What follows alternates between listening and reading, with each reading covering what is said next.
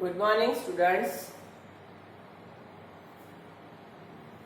Computer subject, standard 9, chapter number 2.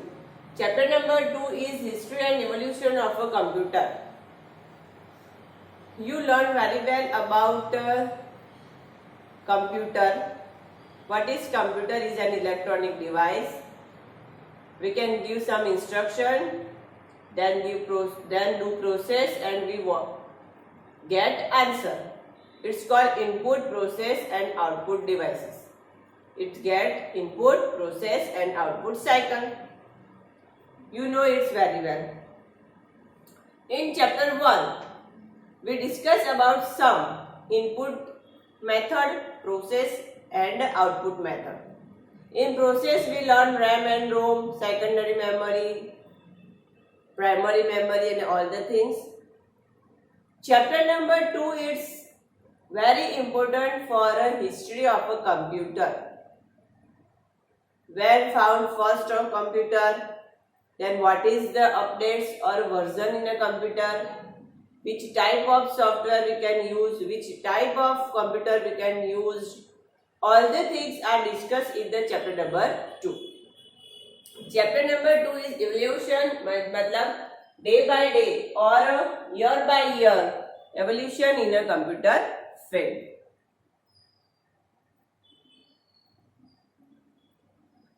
Now, first of all, the earliest known device for calculation is abacus. What is abacus?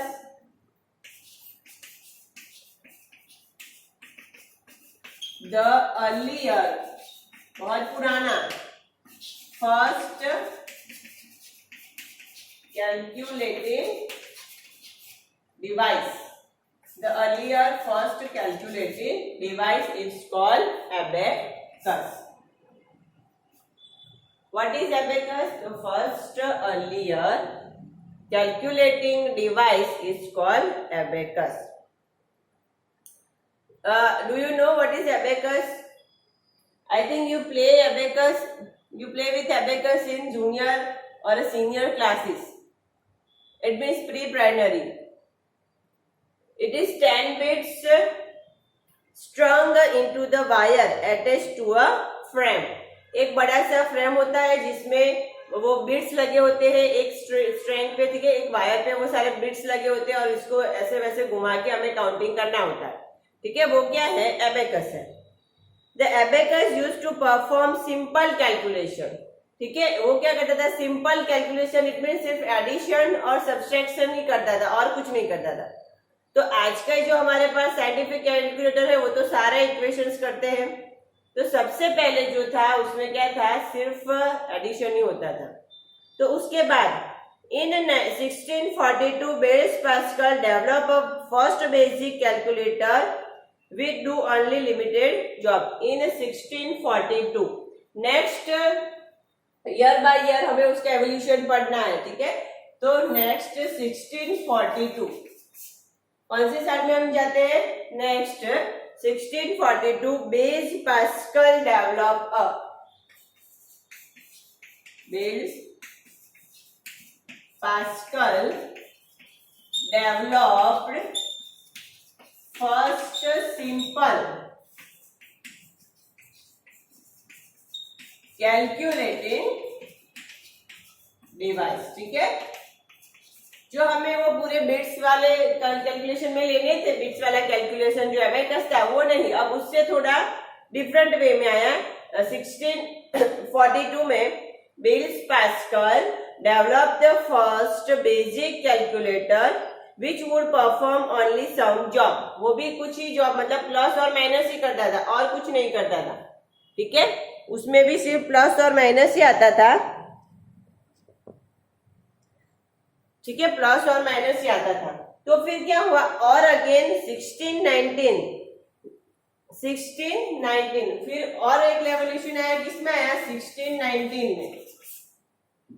1619 Leibniz developed a machine that would perform addition, subtraction, multiplication and division. ठीक है, एक नया machine develop हुआ Lebanese developed machine to perform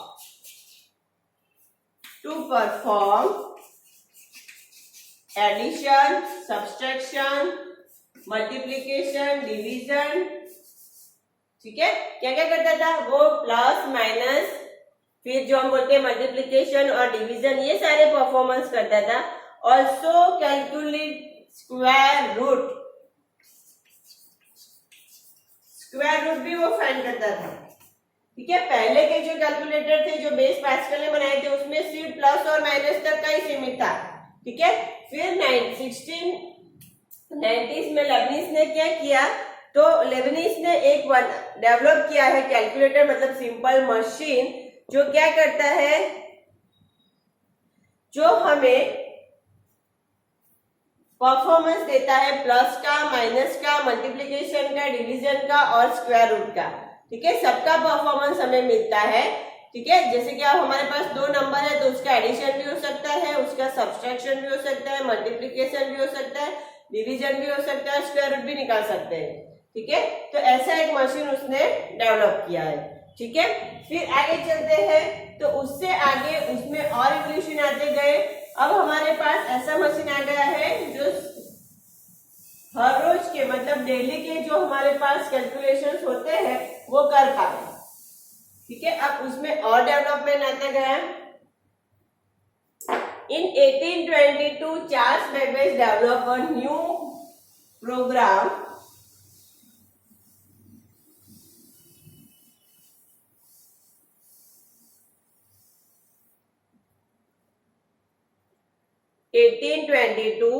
Charles Babbage designed a new program.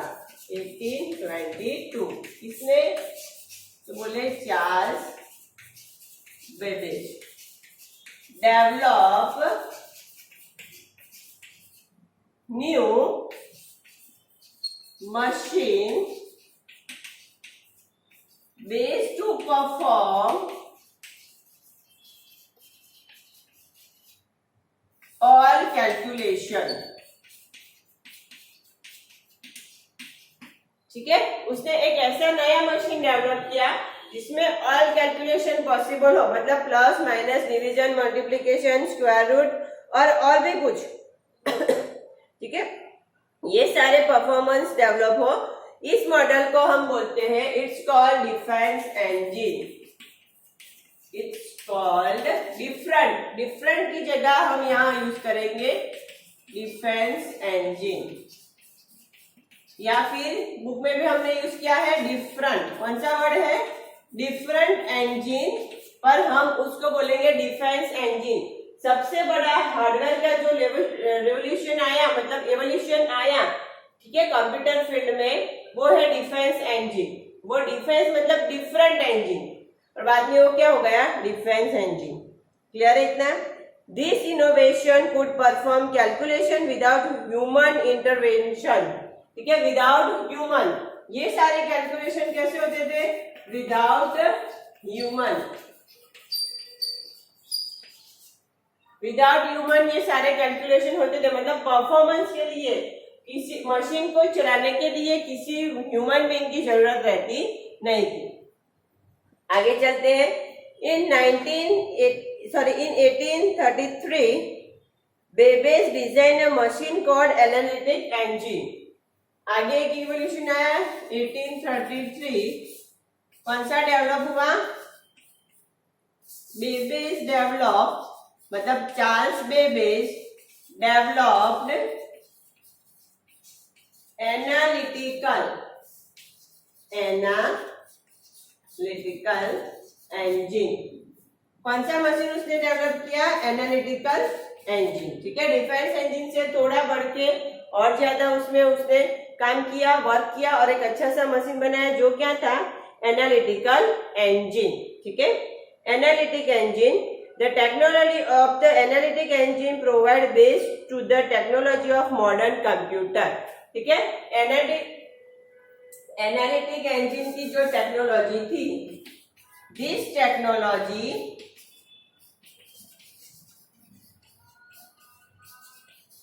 is based to create modern computer. जो हम अभी use कर रहे हैं उसका बेस, वो टेक्नोलॉजी का बेस किसने दिया है? एनालिटिक इंजन ने, मतलब चार्ल्स बेबेज ने। सो Charles Babbage is called, so Charles Babbage is called father of a computer.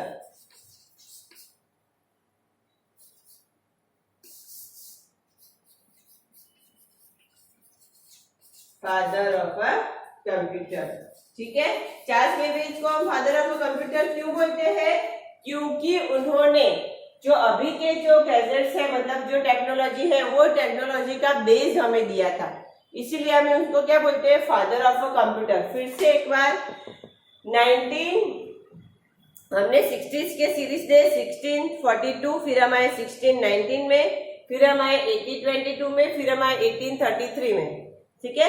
1833 में चार्ल्स बेबेज ने एक एनालिटिक इंजन ढूंढ निकाला, जिसकी टेक्नोलॉजी जो हमारे आज के बेसिक कंप्यूटर्स है, इट मीन्स जो मॉडर्न कंप्यूटर है उस पे छिपी हुई थी। मतलब मॉडर्न कंप्यूटर का बेस हमने किसने दिया है? चार्ल्स बेबेज ने। इसीलिए चार्ल्स बेबेज को हम क्या कहते हैं? Father of the computer. Clear इतना? This contribution Babbage is known as the father of the modern computers. Clear है इतना? In 1946, J. Spesker and John Mauchly invite ENIAC machine to the University of Pennsylvania. ENIAC was the first machine to use large number of vacuum tube. ठीक है। In 19, अब और आगे evolution आता गया 1946।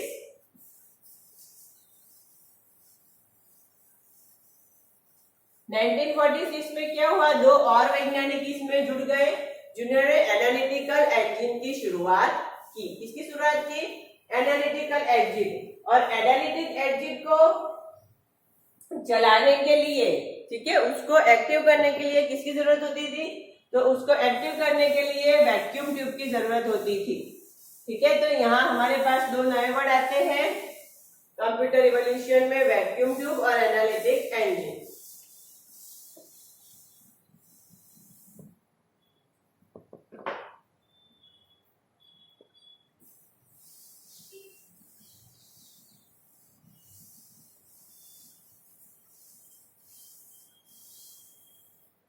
ठीक है। इन 1946 क्या चेंजेस आया उसमें? कौन सा नया मशीन हमारे सामने आया? वो है ENIAC, electrical numerical integrated and calculator. कौन सा मशीन आया? ENIAC मशीन, ठीक है।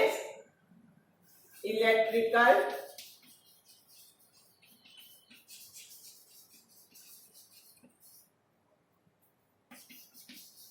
Integrator,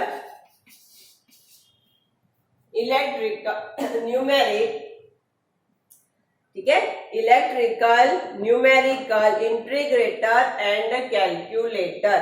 electrical numerical integrator and calculator, ठीक है। ये कौन सा हुआ? ENIAC। कौन सा मशीन है? ENIAC का फुल फॉर्म क्या होगा? Electrical numerical integrator and calculator, ठीक है। वो कब लॉन्च हुआ? तो 1946 में। उसके बाद the first machine to use the large number of vacuum tube. इसमें क्या होता था? Use large number of vacuum tubes, ठीक है। बहुत सारे वैक्यूम ट्यूब्स का यूज होता था मशीन को चलाने के लिए, ठीक है। जैसे कि हम इंजन पेट्रोल डालते हैं, उसी तरह पुराने जमाने में मशीन को चलाने के लिए, पूरे कंप्यूटर सिस्टम को चलाने के लिए किसका यूज होता था? वैक्यूम ट्यूब का, ठीक है। तो ये सारी बेसिक कॉन्सेप्ट हुआ, बेसिक इवोल्यूशन हुआ, जो हर जनरेशन, मतलब नेक्स्ट टू नेक्स्ट जनरेशन में कंप्यूटर फील्ड में डेवलपमेंट होता गया। और नए नए मशीन्स, नए नए हार्डवेयर आते गए। ठीक है, अब हम देखेंगे हार्डवेयर के आधारित, मतलब computer generation based on hardware. ठीक है, अब हम देखेंगे generation of computer based on hardware. Hardware और सॉफ्टवेयर क्या है वो तो आप सबको पता है। What is hardware and what is software? Hardware is the physical part of a system. ठीक है, कोई भी सिस्टम का जो फिजिकल पार्ट है वो क्या है? हार्डवेयर। और core part, inbuilt part is called software. ठीक है, हम हार्डवेयर जानते हैं जैसे कि मॉनिटर, कीबोर्ड, माउस। ठीक है, वो फिजिकल पार्ट हुए, सारे वायर्स, वो सब क्या है? हार्डवेयर। पर जब हम प्रोसेसर ऑन करते हैं, मतलब सीपीयू ऑन करते हैं, तो जब हम कोई प्रोग्राम खोलते हैं कि वर्ड है, एक्सेल है, पावर पॉइंट है, पेंट प्रोग्राम है, ठीक है, वो सब क्या कहलाएगा? सॉफ्टवेयर। ठीक है, तो सबसे पहले हम देखेंगे जनरेशन ऑफ कंप्यूटर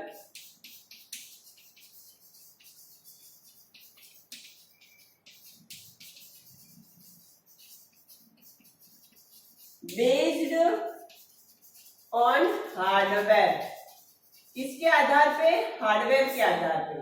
ठीक है, जो हार्डवेयर हमें दिखते हैं, फिजिकल पार्ट दिखते हैं, उसके तौर पे हम देखेंगे जनरेशन ऑफ अ कंप्यूटर। ठीक है, आगे चलते हैं।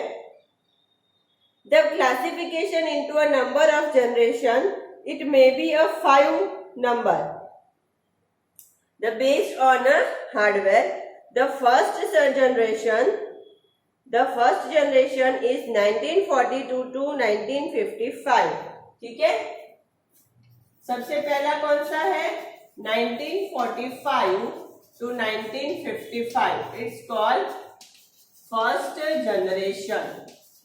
ये जो 10 इयर्स का जो है गैप, पूरा 10 साल, वो क्या आएगा? फर्स्ट जनरेशन, कंप्यूटर फील्ड का first generation from 1945 to 1955. In this generation, computers start with ENIAC. कौन सा मशीन आ गया था? ENIAC, electrical numerical integrated and calculator. ठीक है, start for ENIAC। The first ENIAC machine developed by IBM Unix 1. किसने develop किया? IBM संस्था, आपको पता है ना, जो इलेक्ट्रॉनिक गैजेट्स है उसमें नंबर 1 कहलाती है IBM संस्था।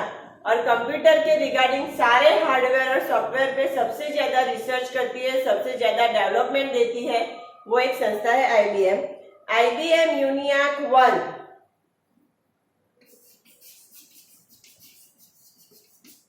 कौन सा मशीन उन्होंने दिया? ENIAC सिस्टम का तो यूज किया है, पर उसका कोई नाम तो होगा ना।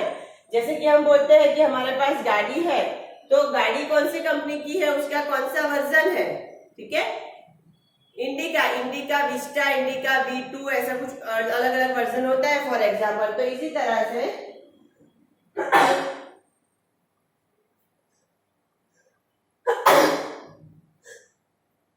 सॉरी, IBM ने जो डेवलप किया वो क्या था? ENIAC 1। अब ENIAC का नाम क्या है? Universal automatic computer. Universal automatic computer 1। ठीक है, यूनिवर्सल मतलब ग्लोबली, दुनिया का सबसे पहला कंप्यूटर जो ऑटोमेटिक चलता है, मतलब उसको इंस्ट्रक्शन दे देते, बाद में सारा काम अपने आप कर लेता है। ठीक है, बिल्ड बाय मोचली एंड के word. This machine could perform business data processing. इसका यूज क्या होता था? उसका यूज होता था बिजनेस डेटा प्रोसेसिंग। बिजनेस में इसका यूज होता था। अभी इतना पॉपुलर नहीं हुआ जैसे आज पॉपुलर है सारे computer, smartphone, smart computers, smart TV, उतने पहले पॉपुलर नहीं थे। जो सबसे पहला कंप्यूटर है वो किसके लिए यूज था? बिजनेस पर्पस के लिए। सो बिजनेस डेटा प्रोसेस के लिए ये यूज होता था। The first generation of computer is very large, required lot of energy, slow input and output. ठीक है, फर्स्ट जनरेशन में क्या होता था? ये सब काम करने के लिए क्या यूज होता था? Vacuum tube. और वैक्यूम ट्यूब कैसी थी? स्लो थी। कैसी थी? Slow. Very large, time consuming,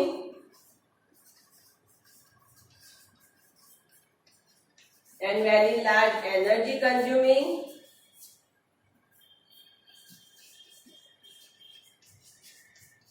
फिर slow input and slow output. ठीक है, काम तो करता था ये, पर कैसे काम करता था? धीरे धीरे, बहुत स्लो काम करता था। और उसको चलाने के लिए, मतलब उसको यूज करने के लिए हमें लॉट्स ऑफ पावर की जरूरत होती थी, लॉट्स ऑफ एनर्जी की जरूरत होती थी, और इसमें हीटिंग भी ज्यादा था। क्या ज्यादा था? हीटिंग, मतलब गर्मी ज्यादा आ जाती थी, वो मशीन के आजू बाजू हम रह भी नहीं सकते थे। ठीक है, जब प्रोसेस होती हो तब। तो ऐसे मशीन कब थे? तो 1945 और 1955 में। It's called first generation. In first generation the machine was ENIAC developed by IBM Munich 1 and the processor is used in first generation is vacuum tube. The first generation machine is very slow for input and also output. It is very large, time consuming and energy consuming. Lots of heating provided. So this generation is not very success in computer field. ठीक है, heating की वजह से इतना popular नहीं हुआ है। तो अब क्या हुआ? तो सारे साइंटिस्ट ने मिलकर नेक्स्ट जनरेशन, मतलब नेक्स्ट डेवलपमेंट डाला, जो है 1955 to 65। अब हम नेक्स्ट जनरेशन पे मूव होते हैं।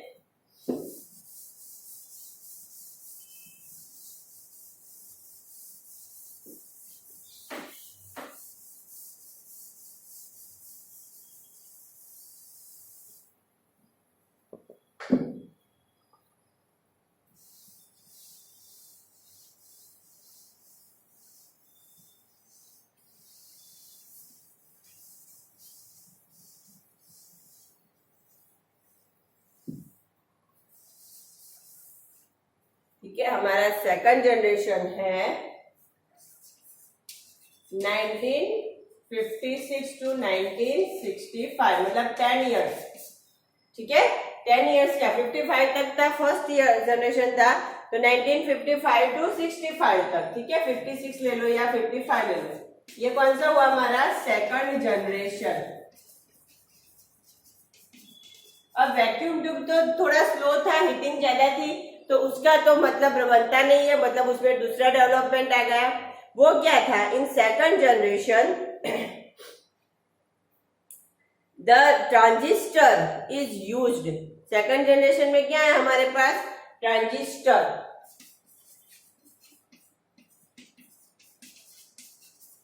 क्या है हमारे पास? ट्रांजिस्टर। What is transistor? तो the transistor is a small component made of semiconductor material. ठीक है, ट्रांजिस्टर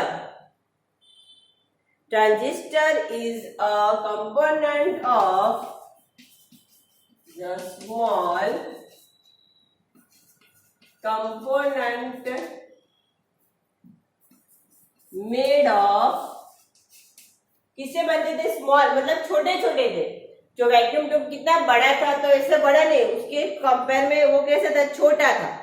ठीक है, the transistor is a small component made of semiconductor material.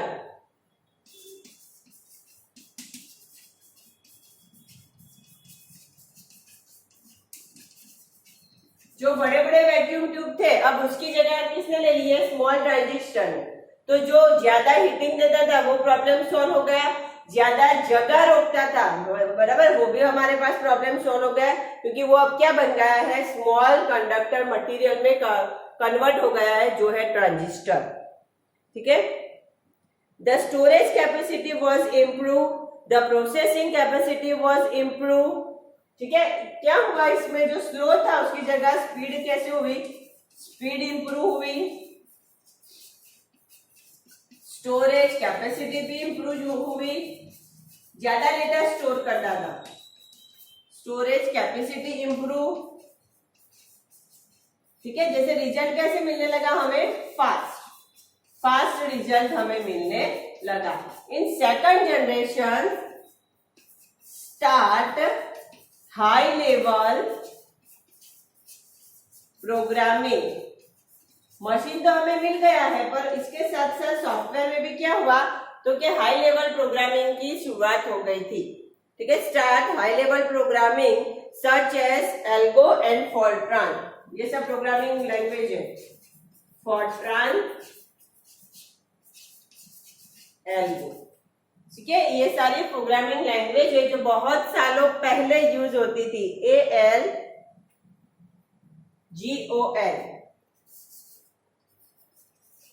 Algorithm मतलब एल्गो। क्लियर है इतना? तो ये हुआ हमारा सेकंड जनरेशन। इसके आगे के सारे बाकी और है जनरेशन, वो हम बाद में डिस्कस करेंगे। आज का वीडियो यहाँ तक रखते हैं। आप चैप्टर 2 में सेकंड जनरेशन तक का रीडिंग कर लेना।